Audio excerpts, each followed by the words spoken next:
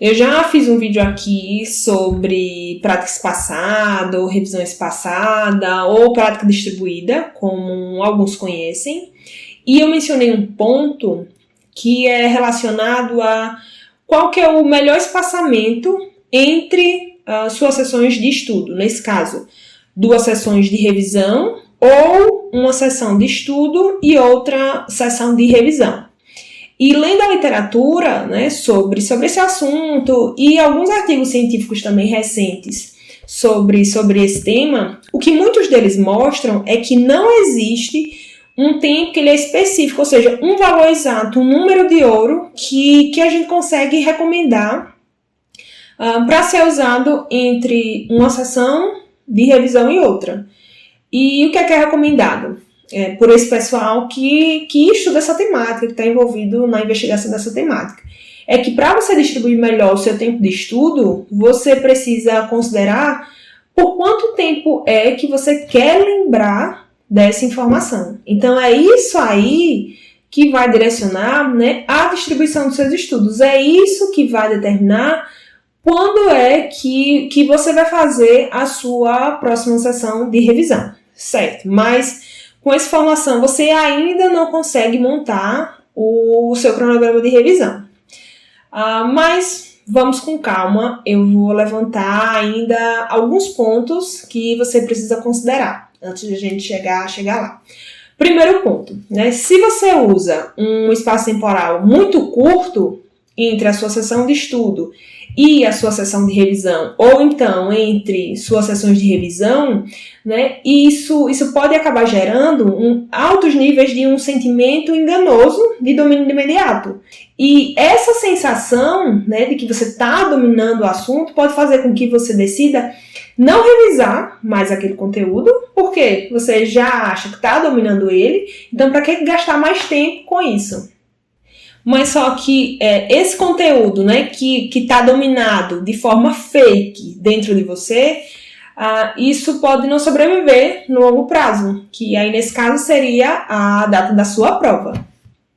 Um outro ponto a ser considerado é que se a distância de tempo, né, entre 2 sessões de revisão ela for longa, isso tende a melhorar a retenção da informação no longo prazo, né? Essa informação que você está estudando, que você está aprendendo. Só que se essa distância de tempo, né, entre 2 sessões de revisão ela for muito longa, isso tende a piorar a retenção da informação na sua memória de longo prazo.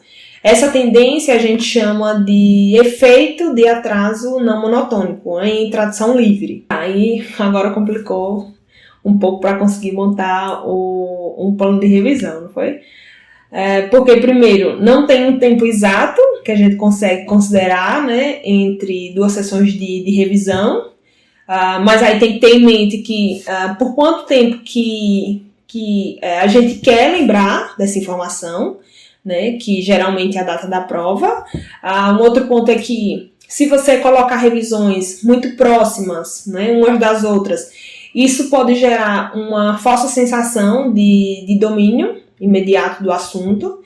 E terceiro, se você distanciar muito as suas sessões de revisão, ou seja, se você colocar 2 sessões de revisão que estão muito distantes uma da outra, isso pode acabar piorando a retenção da informação na sua memória por conta do efeito do atraso não monotônico.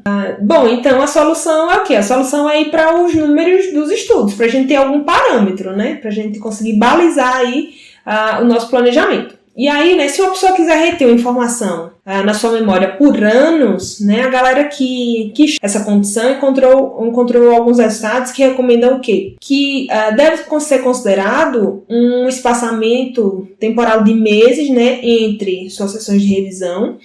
E esse espaçamento temporal de meses entre 2 sessões de revisão parece que gera um bom retorno, né?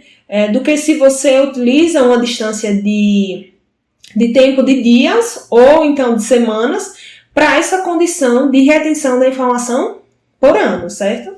E aí uma outra pesquisa, né, mostrou que para uma retenção de 6 meses, uma distância temporal de 7 dias, ela foi melhor do que para uma condição onde foi utilizado 3 dias de intervalo entre 2 sessões de revisão. Tá, mas aí alguns pontos importantes para a gente considerar sobre esses estudos, né? Os participantes, eles não lembraram de 100% do que estavam estudando nessas condições experimentais, né? Mas essas foram as condições que eles mais lembraram, né? Quando comparado com outras condições. Um outro ponto é que, nesse estudo, geralmente, só tem uma sessão onde o participante aprende o conteúdo e uma outra sessão de revisão, para depois delas o participante fazer a prova. Então, não tem várias sessões como normalmente a gente tem, né? Então, quando a gente vai para a nossa realidade, a gente faz geralmente mais de uma sessão de revisão até a data da prova. Bom, pelo menos eu espero que vocês façam. Então, esse é um ponto também que a gente deve considerar, né? E uma outra questão também é que esses valores, né, de 7 dias para uma retenção de 6 meses e de meses para a retenção de ano foi o que funcionou para a média dos participantes que estavam envolvidos ali no estudo. Não quer dizer que necessariamente vai funcionar para você dessa forma exata, dessa mesma maneira, e talvez nem para todos os tipos de conteúdo que você estuda, né? Por exemplo, português, matemática, história, geografia, biologia, física, química, língua estrangeira, né? Você tem algumas características individuais e cada conteúdo também tem algumas características individuais. Isso pode influenciar a forma, né, como você aprende e a forma como você retém um conteúdo. Então, a sugestão que eu dou aqui, tente usar um espaçamento de tempo de meses entre suas sessões de revisão, né? Se a sua prova ela for daqui a 1 ano e se a sua prova for daqui a alguns meses, aí você pode usar um espaçamento de tempo de 7 dias, ou mais, né? Entre suas sessões de revisão. E aí, não use menos que 7 dias, porque os estudos mostraram que menos que 7 dias não traz uma boa retenção. E aí esse vai ser o seu ponto inicial para o planejamento das suas revisões. Só que você vai parar por aí? Não, você não vai parar por aí, né? Você vai modificando esse planejamento de acordo com a sua percepção de retenção do conteúdo. Se você está esquecendo muito, ou se você está esquecendo pouco, né?